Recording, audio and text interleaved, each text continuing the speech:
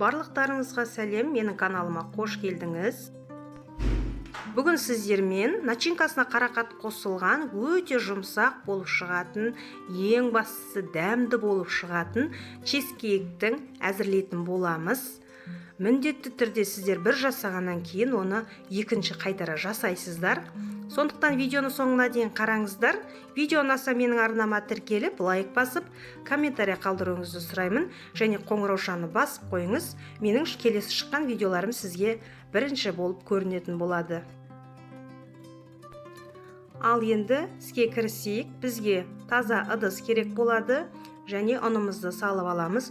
Бұл жерде қыздар рецепті 2 чизкейкке арналған. Оның үстіне шекерімізді салып, екеуін жақсылап араластырып аламыз қолымызбенен.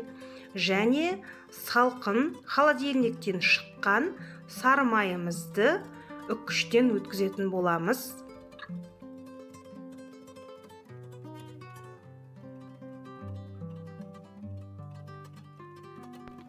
Осылай үккіштен өткізіп, қолымызбенен жақсылап тұрып крошка жасаймыз.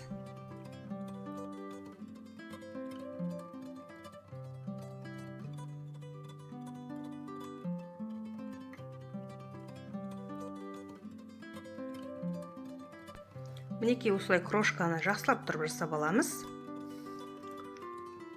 Және оның үстіне қамыр қопсытқышымызды саламыз. Жұмыртқамызды салып, жақсылап қамыр илейміз.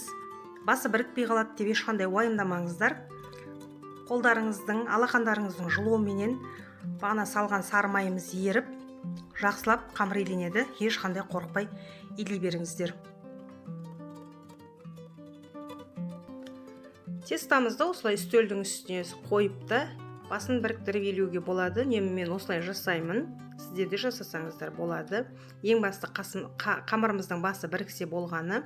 Бұл тестаны жарты сағат, 1 сағат холодильникте тұрғызудың еш қажеті жоқ.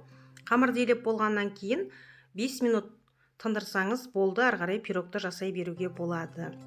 Жақсылап тұрып басын біріктіріп қамырымызды илеп, целлофан қалтаға салып, начинкамыз дайын болғанша тындырып қоямыз. Келесі начинкамызға кірісеміз. Бізде кәдімгі қолдың творогы керек. Шекерімізді саламыз, және 3 жұмыртқамызды саламыз, сметанамызды саламыз, және бұның үстіне қарақаттан жасалған вареньемізді құямыз, немесе жем болса да болады. Қайсысы бар үйде соны қолдана беріңіз. Барлығын блендерменен жақсылап тұрып біркелкі масса болғанша араластырамыз.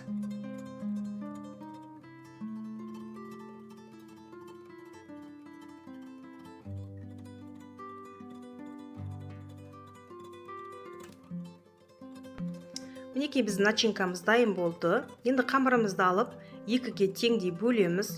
Сіздерге басында айттым, бұл теста біздің 2 чизкейкке арналған деп, сондықтан жартысын алып жасаймыз. Жартысын қайтадан пакетке салып қойып қойсаңыз болады. Немесе осы рецепті теңдей бөліп, бір теста шығаруыңызға болады. Енді жақсылап тұрып оқтаудың көмегіменен бір тегіс етіп жаямыз. Өте қалың болмау керек. Асты бізде ол көтеріледі. Сондықтан жақсылап тұрып жаямыз. Менде осындай пирогқа арналған таба бар. Егер бұндай таба болмаса, кәдімгі үйде қандай таба бар, соны пайдалана бересіздер. Осы табаны астыңғы бөлігіменен өлшеп қиып алдым. Жандарының барлығы қазір бізге бортик жасауға керек болады. Сондықтан ешқандай тастамаймыз. Қолымызбенен сәл-сәл шетіне қарай жеткізіп жібереміз. Және жаңағы шетінен алынған қамырлардың барлығын осылай шетіне бортик жасап шығамыз.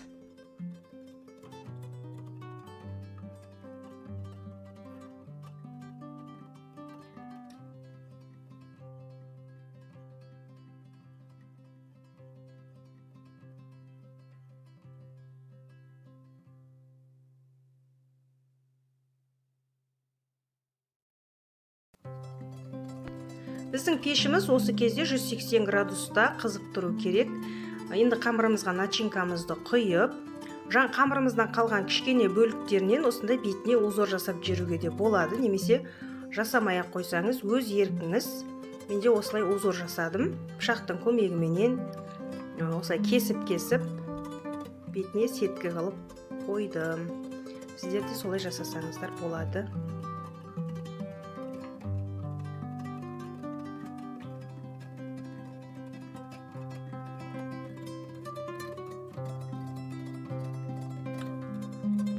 Ке 180 градуста 35 минутқа қойып аламыз. Өте жұмсақ, дәмді болып шықты. Сіздер де жасап көріңіздер.